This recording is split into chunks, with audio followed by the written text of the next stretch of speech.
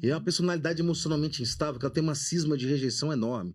Então ela ama intensamente, mas qualquer sinal de que ela foi criticada, ou diminuída, ou preterida, ela odeia. E é engraçado, quando você vai investigar as famílias, você vê famílias de tudo quanto é tipo. Não são famílias péssimas, desestruturadas.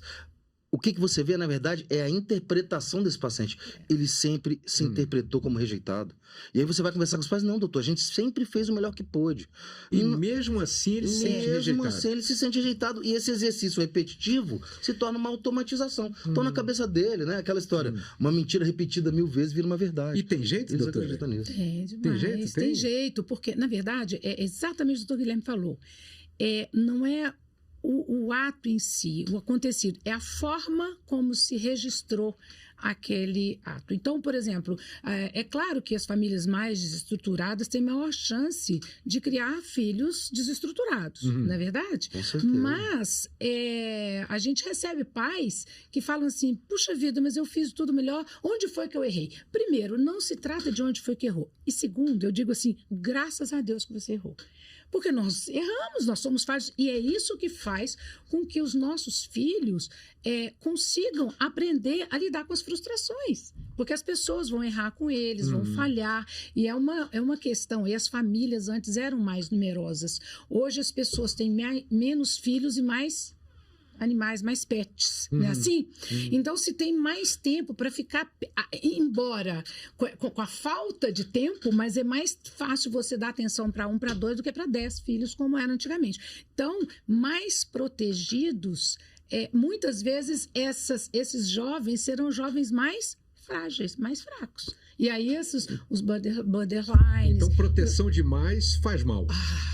Faz mal, da mesma forma que abandono, né, faz mal. Todos os extremos são tóxicos. Agora, tem engraçado, uma coisa muito interessante que eu estava analisando outro dia, sabe, é que quando você constrói um sistema de trabalho em que você dá uma licença maternidade de 4 a 6 meses, você gera um déficit estrutural afetivo muito grande. Isso é um negócio que eu tenho analisado, que tenho visto cada vez mais. Porque, Robson, existe, na verdade, assim, um período do desenvolvimento neurológico infantil de 6 a 9 meses que chama-se fase da angústia da separação. Essa fase, o neném identifica o corpo dele e a mãe como outro indivíduo. E se você separa ele da mãe, ele chora intensamente. Porque ele tem a mãe como referência de carinho, de alimento, né, de suporte, de proteção. Então, quando ele reconhece esse mundo e essa diferenciação individual, ele fica muito vulnerável. E se você cria um sistema de trabalho onde as mães voltam a trabalhar e essa criança vive essa angústia da separação continuamente de 6 a 9 meses, você tem a construção de uma personalidade que teme e que sofre demais com qualquer forma de abandono, de rejeição. Mas qual é a solução para isso? A solução seria, talvez, quem sabe, ou você aumentar o tempo de licença maternidade, né? Ou você criar uma estrutura de acolhimento meio que coletiva, em que você crie maternidades que deem suporte e vínculo desde novinho com a criança, assim como as tribos. Esse mundo moderno onde a mãe é responsável por criar um filho sozinha é muito pesado, porque ela tem que cuidar da casa, trabalhar, cuidar da mãe. E como é que ela faz para ficar o tempo inteiro com o filho? Algumas empresas permitem que leve a criança, né? Sim, pois é outra opção. Isso.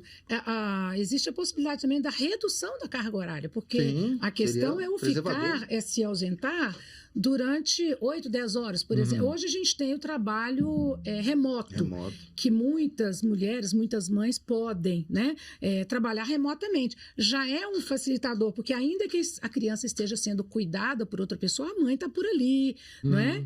Mas isso é verdade, é preciso mudar isso. Você imagina a criança começa a ir para a escolinha, e aí nesse caso, né, para o berçários, etc., ela já começa a adoecer. Imagina, aí a mãe indo trabalhar, quer dizer, e ficar durante um tempo muito grande afastada, para o desenvolvimento da criança é pesado, e para a mãe também, porque ela sente uma culpa, mas ela precisa trabalhar. Aqui o maridão nessa história toda aí, o pai da criança nessa história toda, como é que ele pode ajudar? Eu acho que a melhor forma dele ajudar é estar atento à mãe, dar o suporte para ela necessário, preservá-la ao máximo, sabe? Tentar dividir as responsabilidades do cuidado da casa, do zelar pelo filho, do acordar de madrugada para ir lá, sabe? Dar colo, trocar fralda. Não, tá, doutor? Não. Aí não exagera, não. Mas eu tô trazendo isso, ó, porque é impressionante. A gente tá lidando com uma geração aí, que eu digo para você, o pessoal de 15 a 20, 25 anos, eles estão muito vulneráveis a qualquer instabilidade afetiva. Eu atendo adolescentes com automutilação, com ideação de autoextermínio, porque terminou um namoro. Então parece que aquela ferida do abandono lá da primeira infância, lá dessa fase de lactente, ela é reativada quando ele cria o primeiro vínculo de amor e é abandonado.